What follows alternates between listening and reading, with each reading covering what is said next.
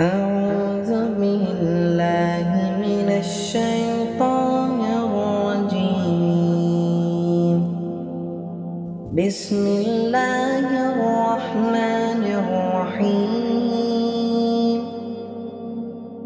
إذا زلزلت الأرض زلزالها وأخرجت الأرض أثقالها وقال الإنسان ما لها يومئذ تحدث أخبارها بأن ربك أوحى لها يومئذ يصدر الناس أشتاتا ليروا أعمالهم